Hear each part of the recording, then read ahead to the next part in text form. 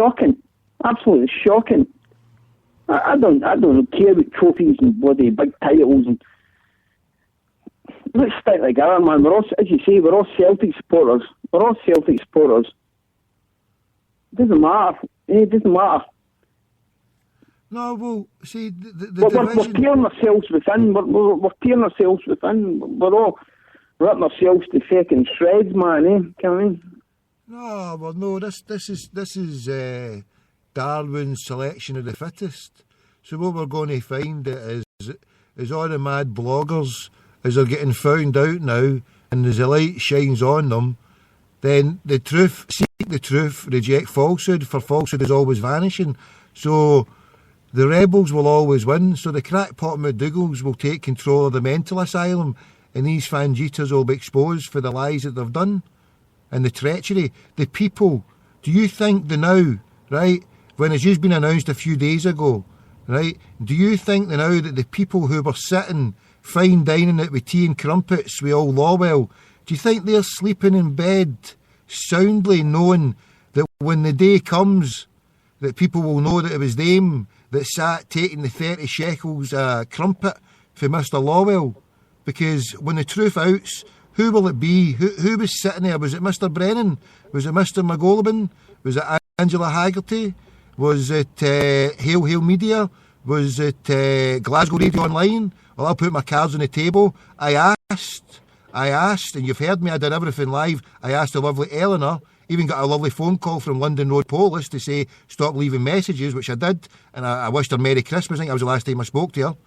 But I've asked for repeated attempts to speak to Mr. Lawwell, but I've been denied. But somebody has sat in there, and I think this is a division that these people who have accepted Lawwell's tea and crumpets, the exclusion of other Celtic fans. Why does he want to exclude and talk in the way he did about 200 Celtic fans? I mean, that was the final coup de grace for a lot of good people, the way he spoke about the meeting that's been convened the last couple of times. And woe betide him if this little meeting gains proper grassroots support, which I think it should, because ordinary people like yourself can see that the club has been run to the dogs by a bunch of fucking Zionist clowns.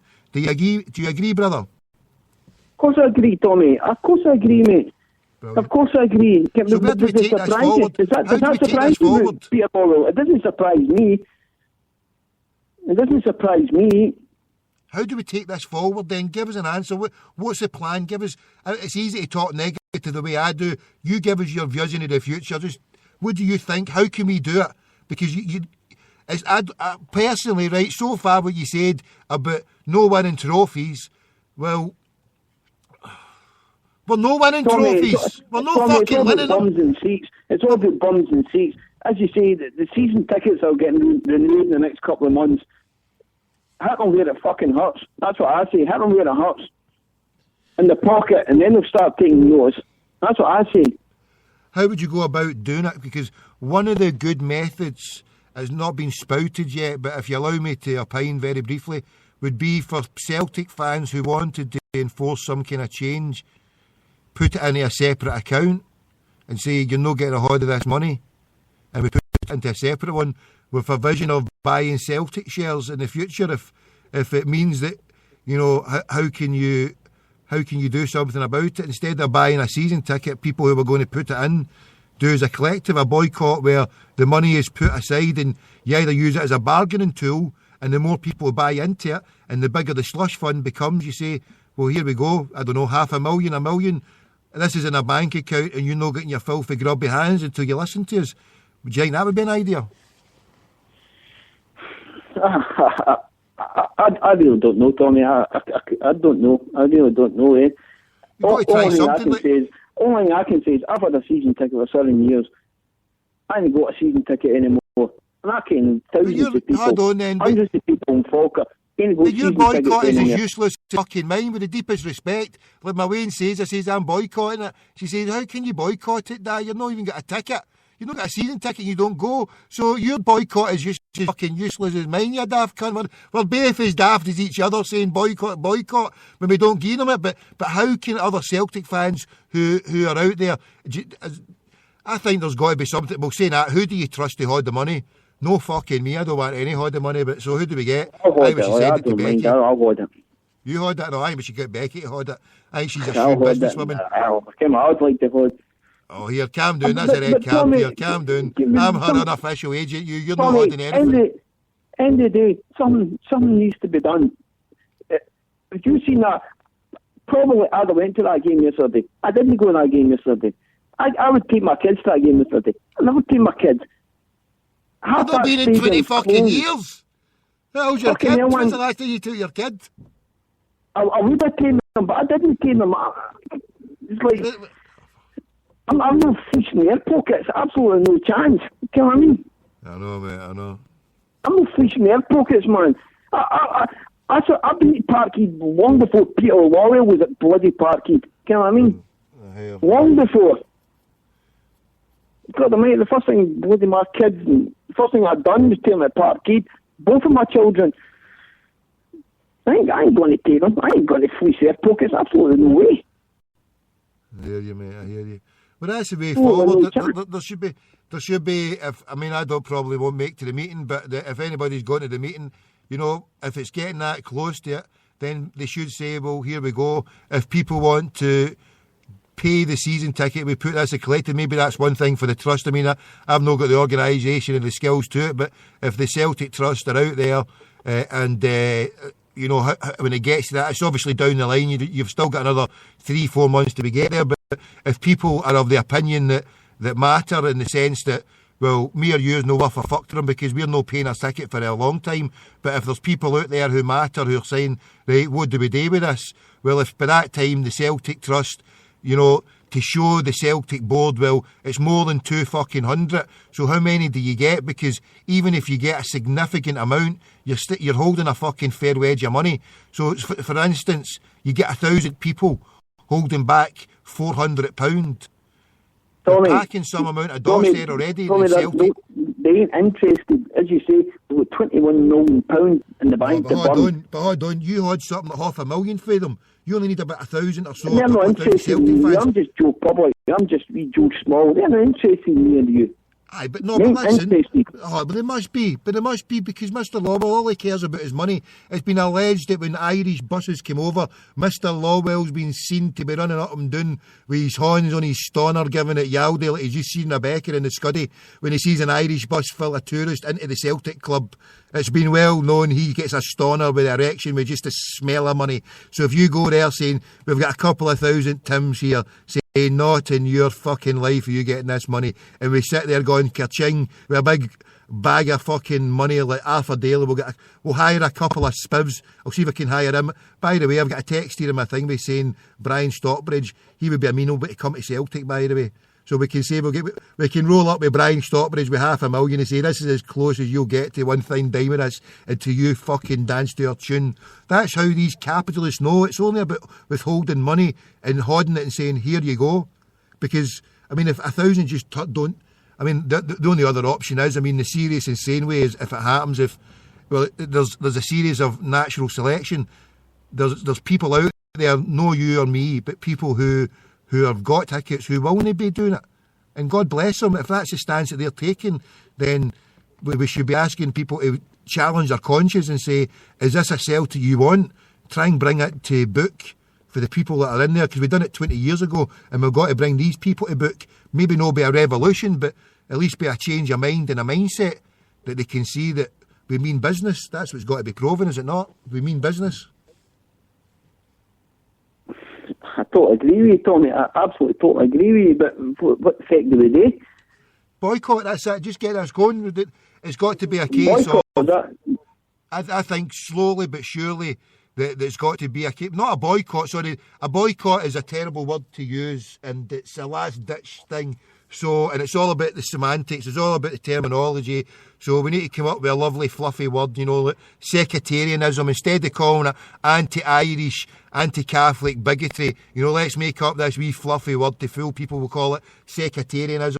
So, and also that's got a bad connotation as well. So we need to come up with a new word for it. I'm thinking as we speak. But anyway, I'll come up with it. Carry on. Hi, smashing. Smashing, that's not a good word for it. We need a better word. It's super fucking smashing. Supercalifragilistic. What do you think of the draw of the day anyway? What do you think of the draw of the day, Tommy? What do you think of cold ball, fucking warm ball with the Rangers and fucking Albion Rovers? Oh no, tell me, I've never even heard who's. You're telling me now here, I don't know. What was the draw? Fuck. It's Rangers, Albion Rovers at home. I don't know. Beat Albion Rovers in your... No, don't tell me anymore, mate. Just leave me alone. Semi-final at Parkhead, so... Go back, what were we talking about? Don't even... You put me on a bad trip now. You're getting a lifetime don't go on a bad trip, Tommy. I fucking... Jesus God, man. Fucking hell, man. Tommy, I stay in Falkirk just like 5 minutes of gravy when your pal used to stay in. Do you, aye? Aye. Jesus, fuck, man, I wish I'd Kent you or come in second mate years ago. I'm sure it was Tweed, I can't remember it. It was just after the motorway bit when you came back off it. I used to hate driving up that way. It's fucking frightening with all that Grangemouth, all that plant stuff. No, but what I was thinking, instead of calling it a boycott, came back to that because instead of calling it a boycott, we're withholding payments, we're delaying, that's it, we're delaying payment, we're delaying our funds going into Celtic and giving it to an intermediary party. So the intermediary party being Celtic Trust. So it's a halfway house, and I'm sure if they've done all the collections and stuff before, then all people have to do is say, here we go, here's my money. Here's my money I would go to give Celtic, and we use this as a bargaining chip. And at any time, obviously, it's your money and it's just been held by the trust or something. And then what can be done can be taken. I don't know if that's feasible or anything. I mean, but maybe that is something that they might even well be looking at, or somebody in amongst it saying, for the future, for doing this, because there's no two ways about it. They only know money. And if you can present to them more than a couple of hundred, even a couple of hundred, even a couple of hundred holding that money, but I'm sure there's a well of opinion that people out there would say, I want to go back next year, but what's the point? I'd rather use it as a bargaining tool, put it into the trust, even if they don't use it, and even if you're never going to get a ticket, you can say, well, I'll give it to the trust, and you pull it back out. You're not obliged to buy a ticket, but you're using it even as a bargaining tool to help fucking affect change, mate. I don't know. The thing is, Tommy, try something, ain't you? There's already a boycott, the attendance of obviously of half, so there's already something. That's it. Boycotting it. It's a gradual boycott that's been happening over the last few years. People have been doing it for a whole number of reasons. Since Gordon Strachan, people gave up for a number of reasons. The way the team was downgraded, the way the style of play, and then obviously people left under Tony Mowbray. People had enough of that, and then when Neil Lennon came in, I didn't see it really get much of a boost. Maybe it stabilised a bit, but it seems to be dropping off again. And when it gets to the stage when they're giving exclusion orders for fans and causing, I mean, I can only say it's got to be one of the most counterproductive moves that could ever happen from a group of people who brought atmosphere and passion to the stadium to extract him from the equation and say, oh, we don't need you. Well, there's fucking huge gaps in the place with people already disaffected and at each other's throats. You're thinking, what the fucking planet are they on? They're just going to lose more customers, and it ain't good business sense for them, but c'est la vie, as they do say. Tommy, I remember a cup replay, Celtic against Aberdeen. I don't know what year it was, but we ended up beating them up at Dundee when Brian McClare scored the winner. I can remember Paul McStay hitting the bar, and I never go into Parkhead till 4 minutes to half time. The place was